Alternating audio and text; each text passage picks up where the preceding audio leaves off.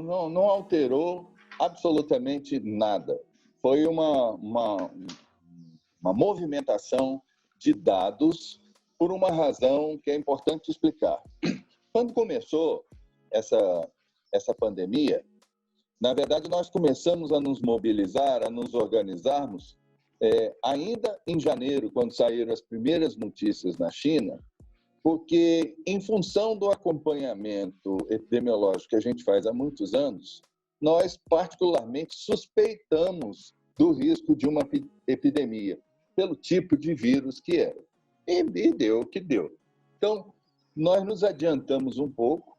Ainda em janeiro, nós recomendamos algumas medidas para a Secretaria de Saúde, para o Executivo Municipal, e, nesse sentido, nós percebemos que era tudo novidade.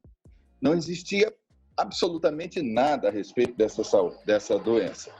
Doenças dessa natureza, que têm um caráter epidêmico, que podem provocar epidemias, elas necessariamente, quando são diagnosticadas em qualquer estabelecimento de saúde, público ou privado, elas precisam ser notificadas para a vigilância.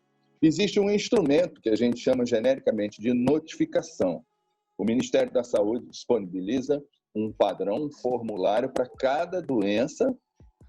Ele fica em PDF, acessível a todo mundo, mas para essa doença não existia, porque a doença não existia. Então, o que o Ministério fez? Como precisava de respostas rápidas, a notificação em formulários de papel, como rege o protocolo, é mais demorada. Tanto que em casos emergenciais, como uma meningite, que você precisa agir em algumas horas, faz a notificação por telefone, e enquanto se tramita a papelada para a vigilância poder agilizar o bloqueio. O que é que se fez com relação à Covid? O Ministério da Saúde criou uma sistemática de um formulário online para que ele, Ministério da Saúde, tivesse informações em tempo real. Mas a estratégia que eles montaram deixou desarmados os estados e os municípios. Por quê? O profissional de saúde iria notificar para o Ministério. Ora, aonde que as coisas acontecem? No município. A vigilância do município não estava sabendo. O Ministério já ficaria sabendo. Depois o Ministério informaria para o Estado e depois o Estado informaria para a vigilância. Quer dizer, o absurdo dos absurdos em termos de estratégia. Mas compreensível que era tudo muito novo, estava um reboliço, tanto que até hoje são criados novos procedimentos. É compreensível. Mas tanto o Estado regional aqui, o GVE, quanto a nossa vigilância, percebemos que nós estaremos totalmente desarmados e seríamos sempre informados a posteriori de que, olha, vocês têm tantos casos, corram atrás do prejuízo. Todo dia ia acontecer isso. Eu falei, não tem sentido. Nós criamos, então, um sistema municipal, pegamos aquele formulário do Estado, ampliamos as informações, porque ele era do Estado, não, do Ministério da Saúde, porque ele era muito simplificado, ampliamos o conteúdo dele, disponibilizamos ele numa página específica do site da prefeitura e informamos a todos os estabelecimentos da saúde. Quando começou a notificação, imediatamente a gente tinha informação imediata. O cara notificou, eu recebia no meu celular, inclusive. Daí a gente poderia fazer a gestão mais precisa dos casos. Informei isso ao Estado e o Estado nos pediu se nós poderíamos incluir o mesmo envio do formulário para eles. Nós trabalhamos nesse sentido, colocamos também, quando o médico clicava em enviar, ia tanto para o Estado quanto para a gente. Então, nós passamos tanto o Estado quanto o município, a termos a informação que nós tínhamos medo de não ter. E isso veio andando até um momento tal em que o Estado pediu que tirasse deles, porque o volume era muito grande, como eles tinham que trabalhar outros municípios também, pediu que tirasse, que aí eles iam trabalhar só com o banco do ESUS, que era do Ministério da Saúde. Com o andar da pandemia, diversos novos procedimentos foram sendo implantados pelo Ministério da Saúde, entre eles a possibilidade de um laboratório privado poder fazer o teste para qualquer cidadão que chegasse lá e fizesse o teste. Esse laboratório também tinha que notificar. Para onde ele ia notificar? Para o banco do Ministério. As farmácias, drogarias, a mesma coisa. Ao mesmo tempo, os laboratórios oficiais aqui no estado de São Paulo é o Instituto Adolfo Lutz. Não deram conta de tamanha demanda de exames e aí começaram a certificar outros laboratórios privados para ajudá-los nessa empreitada de fazer os exames. E aí foram abrindo novas portas de notificação que todos eles notificavam no banco do Ministério. E só posteriormente nós receberíamos aqui no município essa informação. Os nossos bancos estavam recebendo só dos estabelecimentos do município. Daí foi surgindo uma diferença nas informações que vocês da mídia bebiam no banco do Ministério da Saúde, pelo Estado, e as que a gente tinha. Nós tínhamos sempre um número menor. E isso começou a gerar dúvidas. Por que está menor e tal? É porque a informação ainda não chegou para a gente. No final, tudo ia empatar.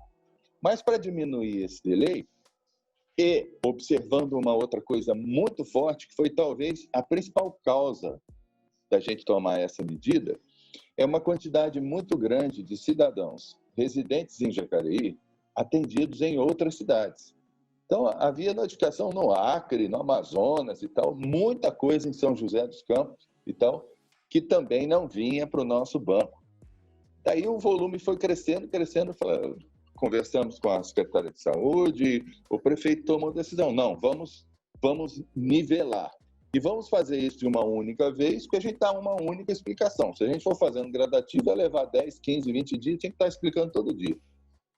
Daí nós juntamos tudo. O cara tinha informação de maio, acredite se quiser. Então, esse volume 900 que apareceu a mais, não aconteceu agora. São registros passados que nós atualizamos todos de uma vez para que o nosso banco do município estivesse pareado com o banco do Ministério da Saúde. Essa foi a razão desse boom, dessa diferença.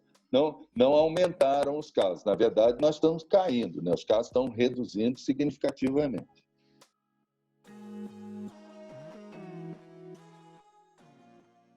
Não atrapalhou porque a gestão de uma epidemia, ela não trabalha com números absolutos, ela trabalha com tendências.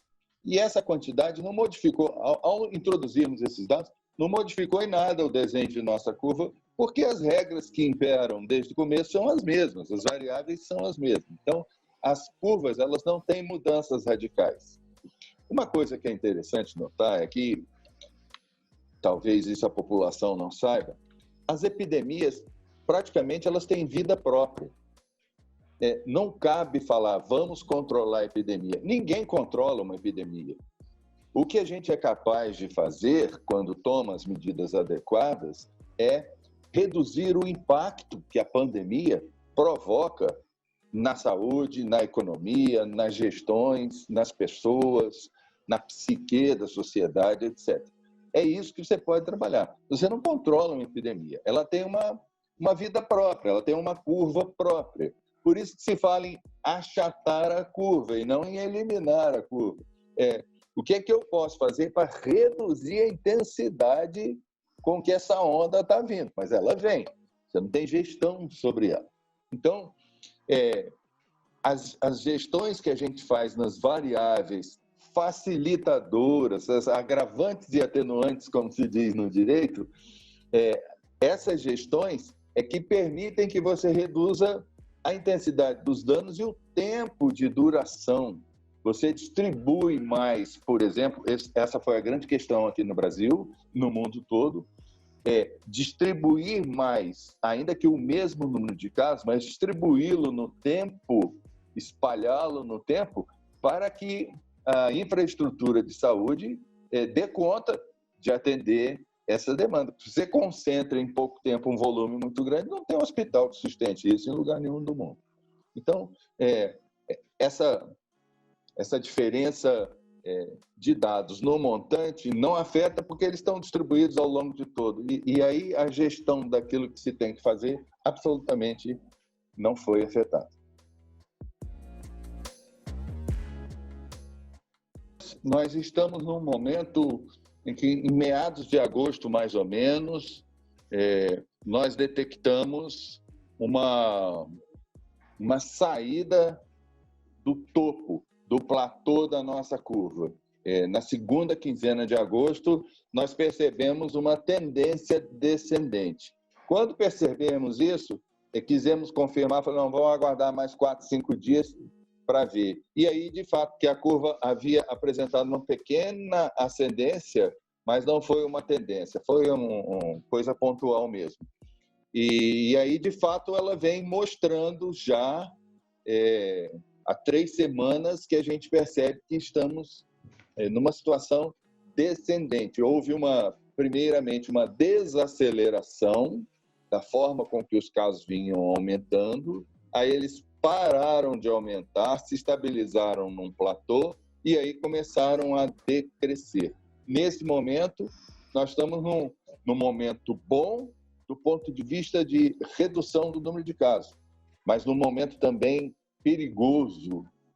E a gente, para caracterizar isso, faz uma analogia, a gente tem repetido isso, com o tratamento antibiótico, por exemplo.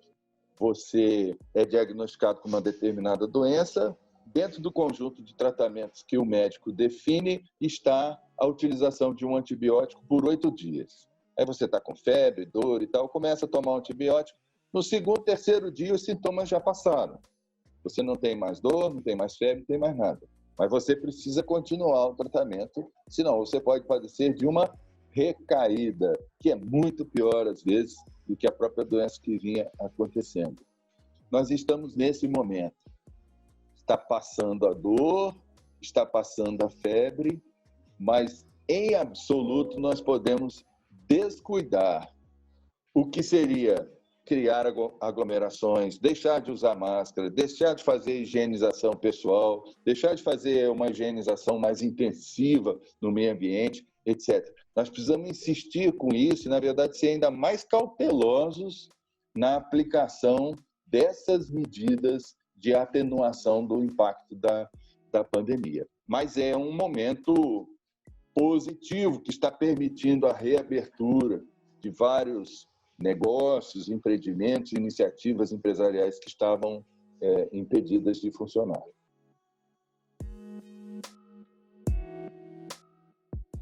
Não, eu não vejo relação nenhuma na gestão deste governo ou de governo anterior.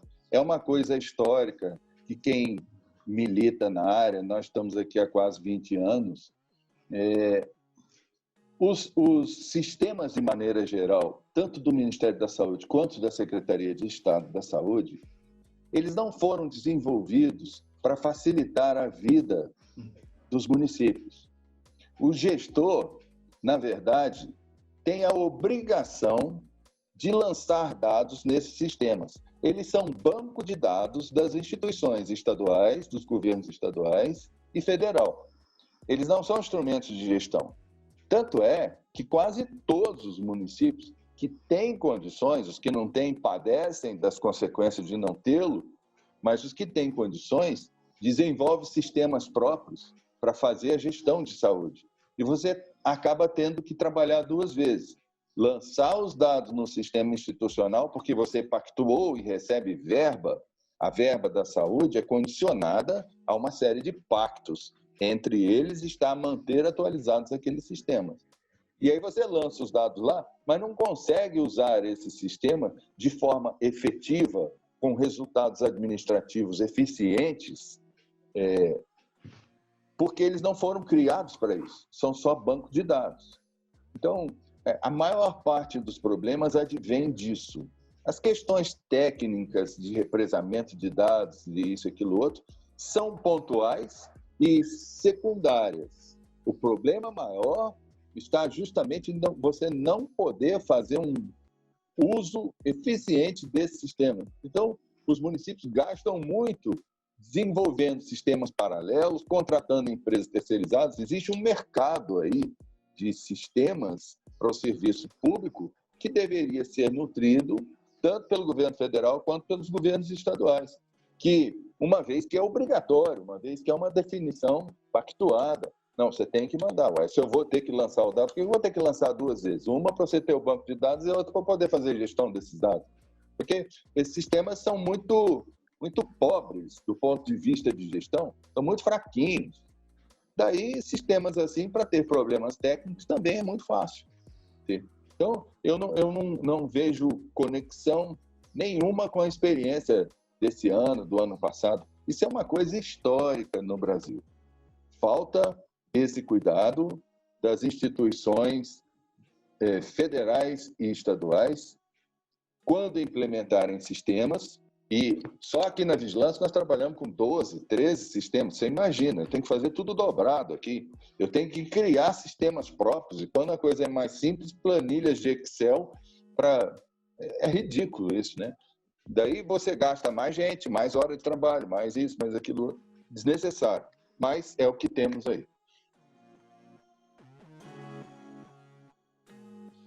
Rapaz, essa pandemia trouxe muitas lições e apontou muitas demandas e muitos novos caminhos que precisamos trilhar. Um deles diz respeito a um conhecimento menos acadêmico e mais operacional da informação, dos dados que se tem a respeito de agentes etiológicos, de seu comportamento, das vacinas, das respostas imunológicas, etc. Muita coisa se sabe, mas está restrita aos meios acadêmicos.